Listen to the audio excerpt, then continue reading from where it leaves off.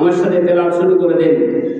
আউযু বিল্লাহি মিনাশ শাইতানির রাজীম।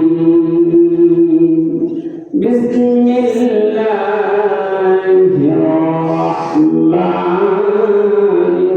রাহিম।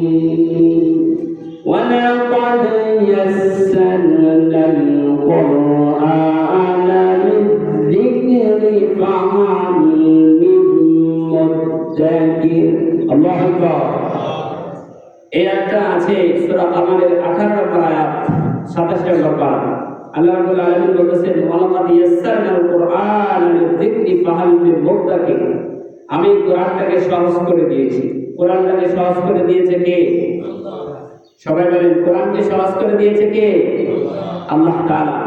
এই পৃথিবীতে এমন একটা গ্রন্থ আপনি পাবেন না যে গ্রন্থ শুরু থেকে শেষ পর্যন্ত মুখস্থ বলতে পারে, এমন কোন গ্রন্থ পৃথিবীতে নেই।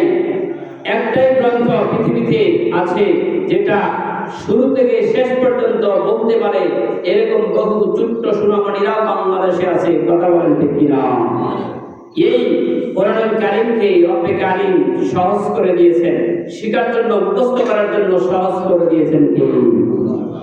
সম্মানিত হাজরিন, আমাদের বাংলাদেশে অনেক ছেলেমেয়েরা আছে, ছোট্ট সোনামণি, ধরেন মাত্র 5 বছর বয়স, 3.5 বছর বয়স তার, অথচ পবিত্র কোরআনুল কারীম পুরা কোরআনটা সূরা ফাতিহা থেকে নাস পর্যন্ত তেলাওয়াত করতে পারবে নির্ভুল ভাবে। এই সহজ করে দিয়েছেন। এই জ্ঞান শিখার মতো আল্লাহ রাব্বুল আলামিন এই ছোট্ট সোনামণিদেরকে তৌফিক দিয়েছেন কে? সম্মানিত হাজরিন, আমাদের বাংলাদেশে সহ তাম পৃথিবীতে এমন মানুষ আছে মাত্র 2 মাস অথবা 47 দিনে মাত্র এই গোড়া কোরআনটা মুখস্থ করেছে। আল্লাহ রাব্বুল আলামিনের অনেক বান্দা আমাদের বাংলাদেশের সহ তাম পৃথিবীতে আছে। বলেন সুবহানাল্লাহ। এই কোরআনটা সহজ করে দিয়েছেন কে? আল্লাহ তাআলা বলেছেন, ওয়া লাকাদ ইয়াসসারনাল কুরআনা লিয-যিকরি ফাহাল মিন মুদ্দাকির। কোরআনুল কারীমের সূরা কামারের 18 নম্বর আয়াতে আল্লাহ তাআলা বলেছেন, আমি কোরআনটাকে সহজ করে নিয়েছি।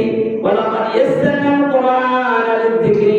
কোরআন এমন একটা গ্রন্থ যে গ্রন্থের পৃথিবীতে তাম পৃথিবীতে যদি আপনি ঘুরেন, তাম পৃথিবীতে যদি আপনি যান, তাহলে বাংলাদেশের কোরআনটা যেমন, আপনি সৌদি আরবে যাবেন সেখানে কোরআনটা তেমন, আপনি যদি ভারতবর্ষে যান, ভারতবর্ষের ভিতরে একই কোরআন। রব্বে কারীম বলতেছেন, আমি তাম পৃথিবীতে আমি কোরআনটা সহজ করে দিয়েছি। বলেন সুবহানাল্লাহ।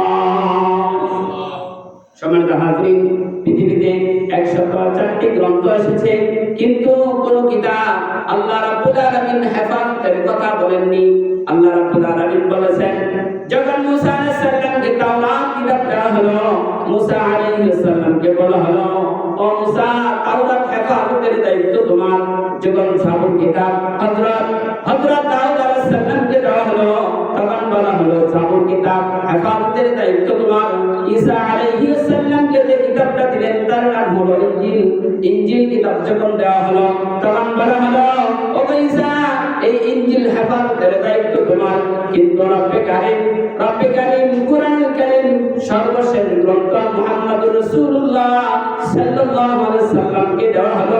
আল্লাহ রাব্বুল আলামিন বলতেছেন, ইন্না নাহনু নাযালনা যিকরা ওয়া ইন্না লাহু লাহাফিজুন। আল্লাহ কোরআন আমি নাযিল করেছি, আর এই কোরআন সংরক্ষণের দায়িত্ব রব্বে কারীম বলতেছেন আমার হাতে নিয়ে নিয়েছি। বলেন সুবহানাল্লাহ।